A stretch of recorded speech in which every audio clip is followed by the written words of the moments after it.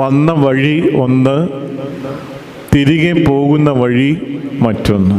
അതുകൊണ്ട് വീട്ടിലോട്ട് പോകാൻ വേറെ വഴിയുണ്ടെങ്കിൽ ആ വഴി പോകണം എന്നുള്ളതല്ല അർത്ഥം എന്നുള്ളത് നിങ്ങൾക്കറിയാം. വന്നതുപോലെയല്ല തിരികെ പോകേണ്ടത്.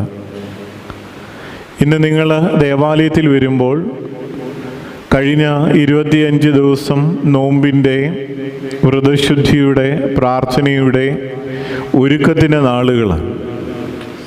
കഴിഞ്ഞ 25 ദിവസം നോമ്പ് നോക്കിയവർക്ക് ഇന്ന് നോമ്പ് വീടും. നോമ്പ് നോക്കാത്തവർക്കോ പണ്ടത്തെ വഴി തന്നെ ഇന്നും. ഇന്നലെ ഇറച്ചി മീനും ഒക്കെ ആയിരുന്നു, ഇന്നും ഇറച്ചി മീനും. വലിയ പ്രത്യേകതയൊന്നും ഉണ്ടാകണം.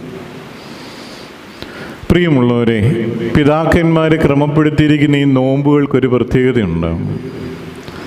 ഈ നോമ്പ് കൃത്യമായി